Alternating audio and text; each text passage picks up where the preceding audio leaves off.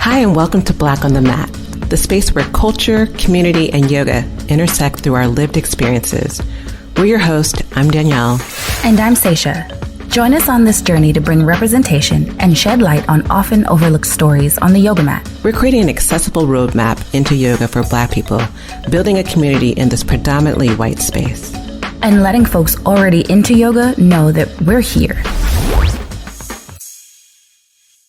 That's right. And speaking about being here, I'm curious. You've been to yoga for a while, and I want to know from your perspective, have you ever felt the pinch in your wallet from a yoga class? Like, how much do you spend for yoga sessions? I know out here it is mad crazy expensive. So I really do think it definitely depends on where you are, how much a yoga class costs. I feel like the average around me is about $17 to $20. I'm like, clutch my pearls. Where do I need to move? That's a bargain. And then, and my online classes are $15. But I honestly feel like if you are feeling the pinch, quote unquote, of a yoga class, like the cost, really what happens is it just falls by the wayside. You deprioritize it, right? Like if it's just too expensive, it's just too expensive, which is honestly a shame, as in it's a physical practice. It could be free. Yeah. Yeah. And the thing is, I like what you're saying with that, because that was the way it was for me in Pilates. Like, I hella love Pilates, but I was like, ooh, $28 a class. Y'all are tripping, because it wasn't worth it to me. Whereas my yoga classes, I'm like, oh, $25, I'm going to pay it because I know the value behind it. And I agree with you. Like my online classes, I'll do for $11, or I'll do a community class. But in California, I don't know a class. And maybe I'm wrong. Anyone in California, don't come hunting for me. I don't know a class under $20. At all? No. That's surprising. My online classes also were $15 each. And then there's a package deal. And I feel like that's something too, right? Like there's always some kind of package or a membership or something that you could get if you are really dedicated into giving that time into your practice. However, we are also now talking about the cost of the package as a whole and the cost of your time. Yeah. Do you have the time to do this? There's also so many sorts of time, right? Like if you're running around on public transportation, that takes so much more time to get you from work to your gym to change, and then the time to change, and then time to be there on time and not be rushing or running. And then you still have to go home and do all the rest of your life. Where do you find the time and that added extra cost on top of your job? Yeah. And it goes back to, again, it has to be something you find valuable, because you're not going to make the physical time because it quote unquote cost you, but you're also not going to make the emotional time, the mental time, that I think that people don't think that there is an emotional cost that comes with this. Like, I think the fact that, and the thing is, emotional cost, I think it's more of an emotional payout. And for me, it's a payout. So my emotional well-being that I get from yoga helps me be okay with the financial cost or the time cost that I put in. Like if you start adding up everything, it's like you're making a budget and you're putting in, well, I get this emotional benefit, I get this physical benefit, I paid this physically, I paid this financially, I paid this in the clothes. Okay, this all adds up to, it's still worth it. And speaking of clothes, I don't know about you. I mean, I won't shout out anything because I've done it on other podcasts, but we'll be all brand friendly today.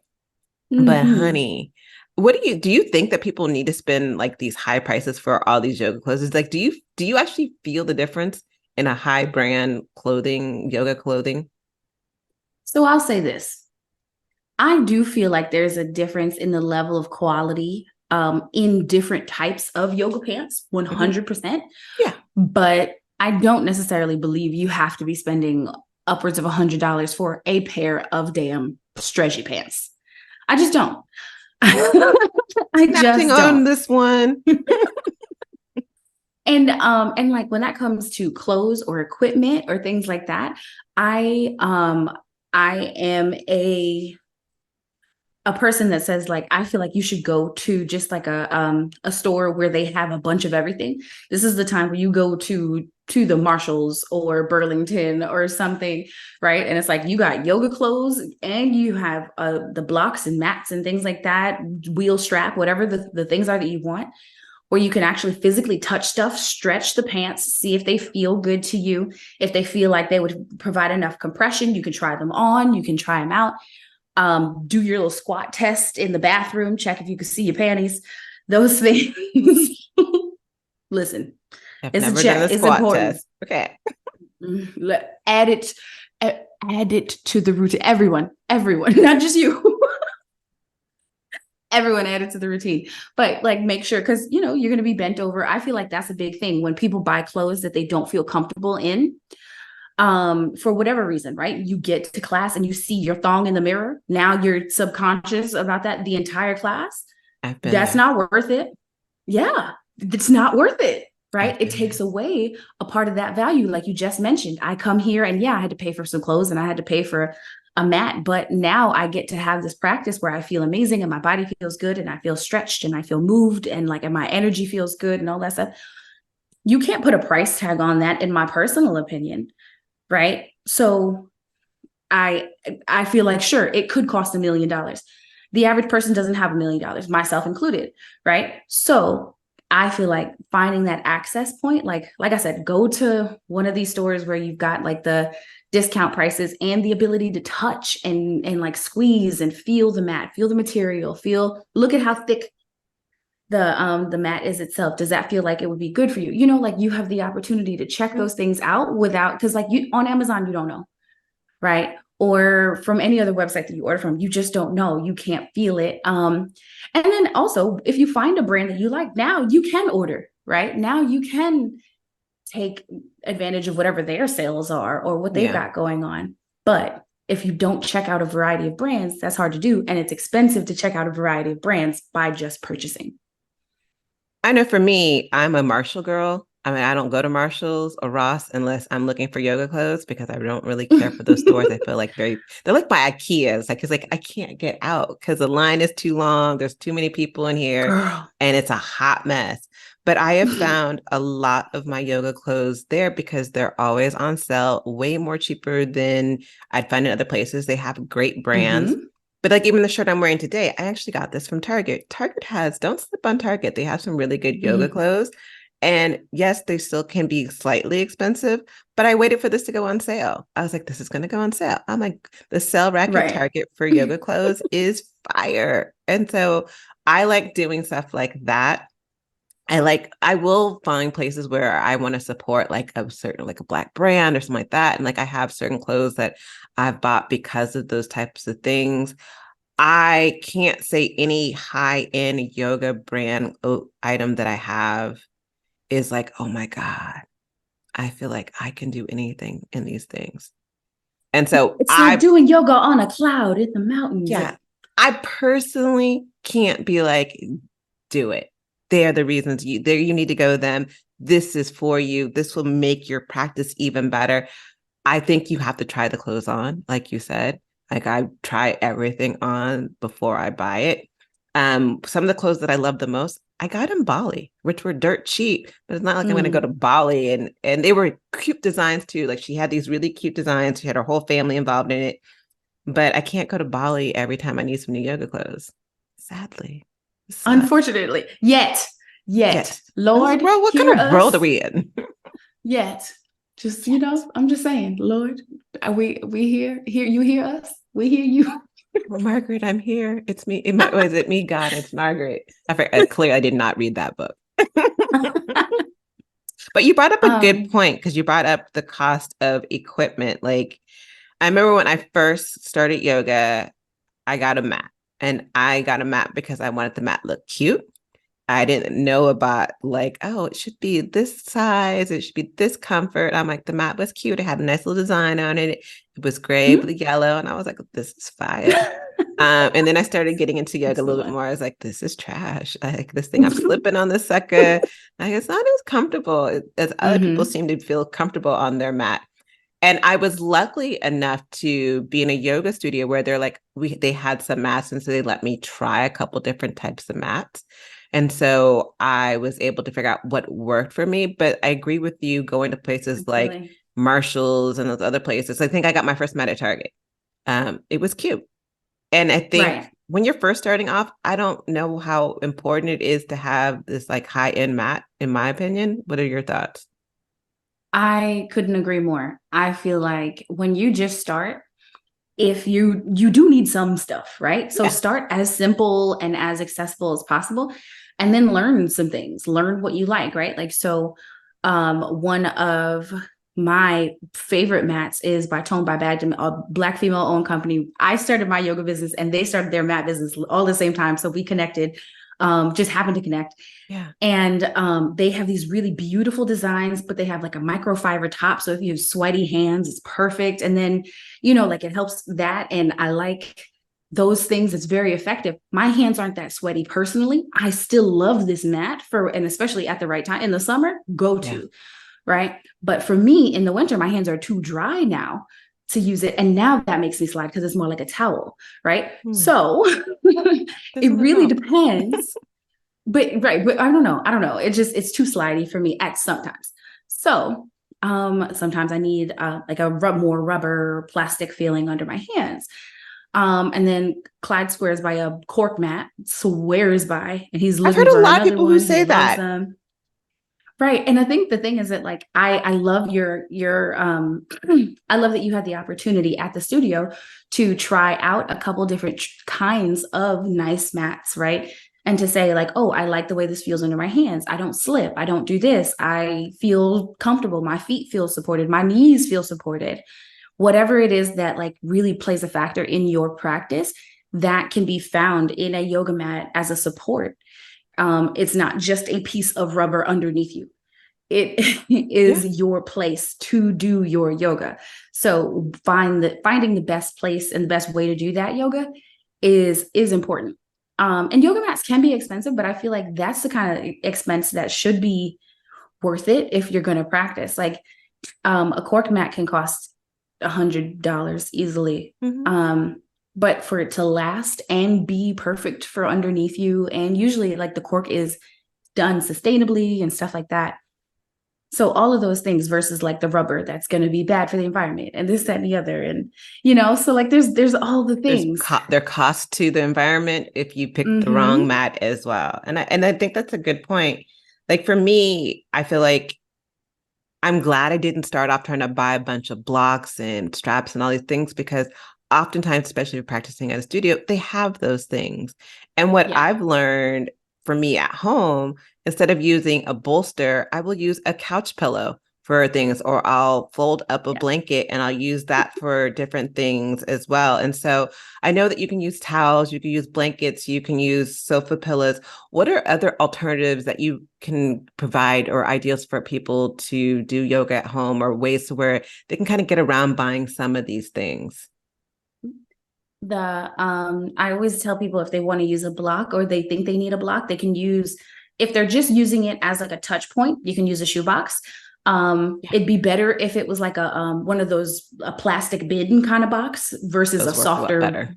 right, versus a cardboard that'll might come from I've underneath you, seen. so you can put a little bit of weight into it. You don't stand on those obviously, but other than that, like if you need to bring the floor up to you, you're trying to reach down for balance or something like that, or even squeeze it between the knees, you're not the Hulk, you're not going to break it squeezing it between your If you knees. are, we are not responsible. We are not responsible. I'm sure your thighs are powerful, more power to you, but I think you'll be okay.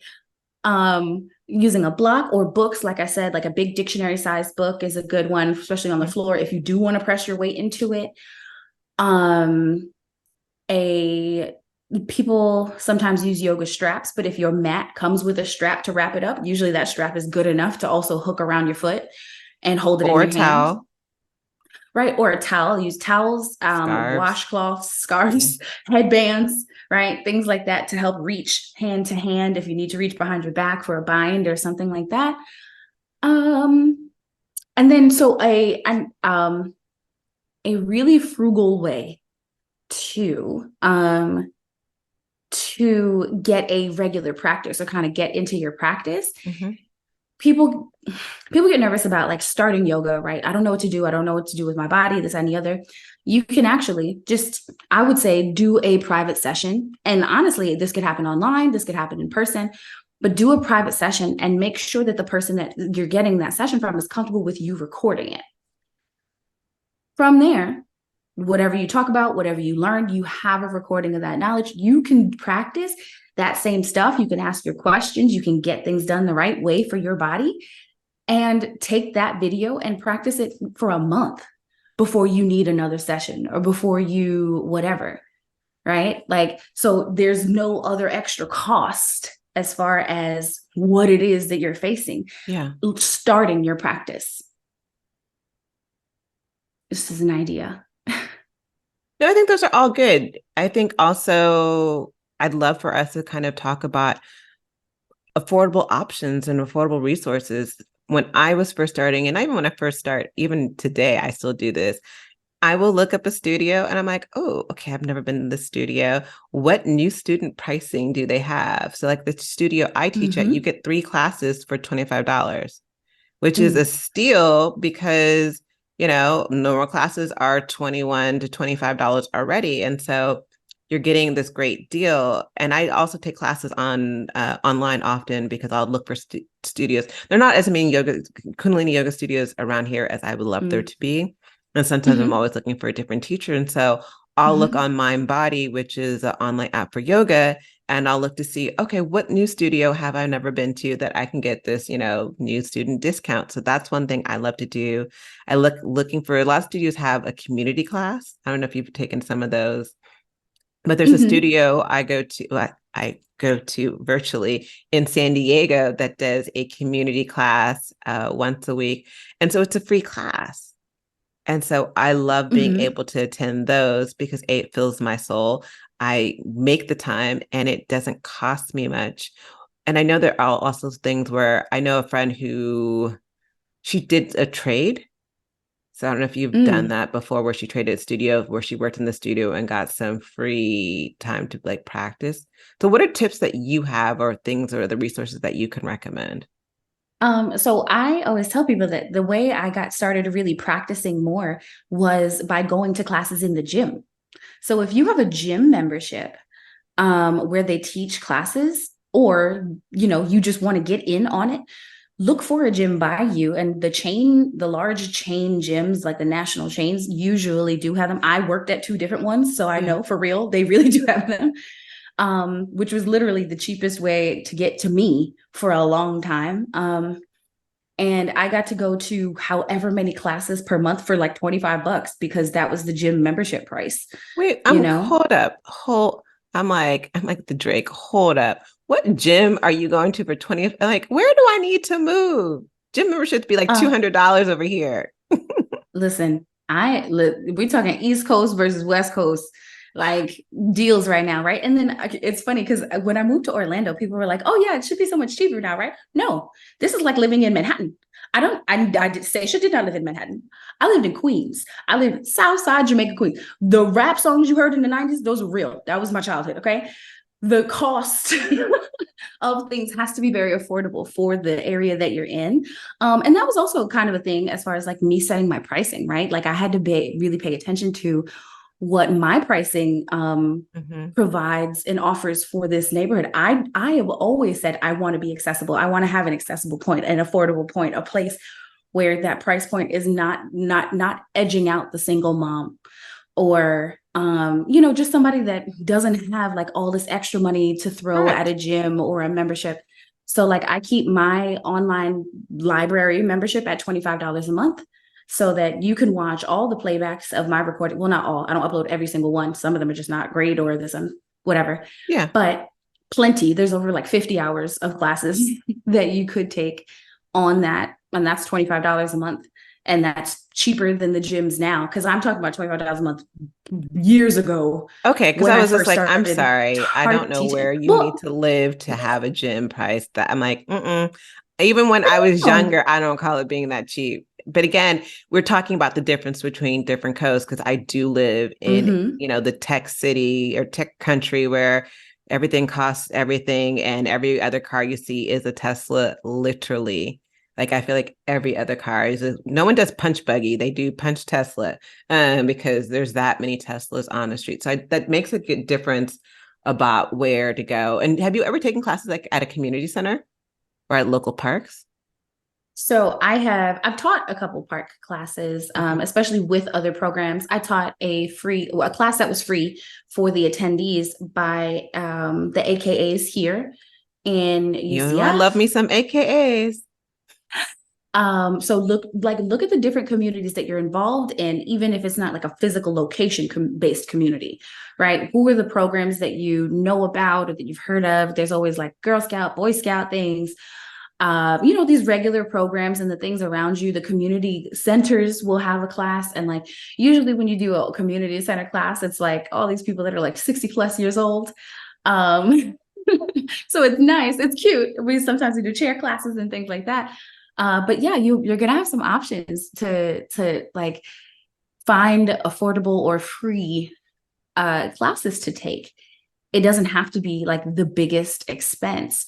And like you said, the studios will have an introductory offer, and even the gyms will have a good gym. I feel like does have the kind of outreach where they do a community class or they do something, a class in the parking lot one day or in the garden, whatever they got going on in their Mhm. yard, something to connect and offer, to the community. So, these things exist, they are out there. But you do have to look into it and find where that is around you for access or free, right? And then there's the online communities that also exist. I will say that maybe they will be in the caption or something because I'm trying to think of good ones to offer. We could definitely put some But options in the caption of different resources that we know about and kind of give a little yeah. timeline of what you can do. Also talking about, where to buy the clothes, what's Mhm. needed and what's not. So kind of recapping that. Do you need a high-end mat? Yes or no? Mm. No. Do you need to buy the highest end brand of yoga clothes? Yes or no? Absolutely not. Period. Do you need every piece of accessory that you think that you may need, like why did I blank on the accessories? The bolster, the blocks, and the strap. Yes or no? Maybe. Oh, she's doing it. Maybe. Look at her looking fiery. And are there opportunities to, if you're able and willing to do the little bit of extra research to find community classes, free classes, deals, are there ways to cut the cost of yoga? Yes or no? 100%. Absolutely. I agree with her. Maybe a minus the And maybe. well, I feel like the maybe is hard for me because it really does depend on your body, right? I can't say that everybody can just do this. You're going to need something. Do I think you could replace those things? Yeah. Do I think you could find some ways? Yeah. But I think that maybe you might just benefit from finding like a $12.99 bundle for all that stuff. Make your Yep. life easier. It depends on your But body. It depends on the yoga practice. right. And it depends on what's around you. You are worth putting in the time, effort, and energy to figure out what that looks like for you, for your body, for your schedule. You are worth that. It doesn't have to be the types of yoga that we teach, but there is a type of yoga that your body and your mind and your spirit should respond to. Yeah, I love it. I just feel like I want people to know from this podcast episode that yeah, there are costs, but there's costs for anything you do. There's a cost to go to brunch. You got to get to the brunch, whatever transportation is. You got to get the cute outfit. You got to get your hair right because God knows you can't go to brunch looking whack. There's a cost to the food. There's a cost to the tip and the service. there's a cost to your body. There's a cost to your mind of listening to your friend go on and on about that boyfriend who you know she needs to break up with. So in everything you do, there's a cost. It's about figuring out, is it worth it to me? Does it fill me up? Am I getting the full package benefit? And you have to weigh that. And that's my thoughts on it. Any other last thoughts for you? Yes, I'm glad you summed that up so nicely. Think about the cost of not doing it. What's the cost of not taking care of your body? Expensive. What's the cost of those hospital bills when you fall and you can't get up, right? Versus the cost of the class right now where you learn that mobility, flexibility, and you have that access to your body. That fall will cost you nothing. Maybe a day, because you get older and things are harder. But the cost of not taking care of your body, that could cost you your family. It could cost you your literal house and home, cost you your livelihood, cost you your sanity. Like a lot of people, once you get to this practice, especially whether it's the gym, yoga, whatever it is, when you get to this practice, your mental state is so much clearer. So how much does yoga cost? All of that. Priceless. Because I was going to say, when you're talking about the cost of the physical, I'm like, the cost of the mental of you not going to jail, you not losing your job because you cussed out your coworker, your boss. Because, girl, I know I've been there. Yoga has saved a sister. Thank you, yoga. So, yes. Well, Exactly. we will put some resources in the notes for you guys, but we want to hear from you. Like, what are your thoughts? Like, what stops you from feeling like you can't do yoga in terms of cost? Maybe we have answers for that. Maybe we have resources. Come to us and ask us, or tell us what's going on so we can be like, oh, maybe you can try this, or maybe you can try that. Because this is a community. We're building a community to help each other to be able to be a part of this practice that it's worth every single moment and time and cost financially to do this. That's what I got for you today. Especially when you don't make those costs inexorbitant. It's not necessary. You can find access. You are worth the effort to do that. Yeah. Thank you for joining us today on Black on the Mat. Let's continue connecting, sharing our stories, and sowing the benefits of having a yoga practice in your life. Subscribe to Black on the Mat on Instagram, TikTok, and YouTube. I'm Seisha, and you can find me at Thick Thigh Yoga on all social media platforms and thickthighyoga.com. I'm Danielle, and you can find me at HelloWell with Danielle on IG, YouTube, and HelloWellWithDanielle.com.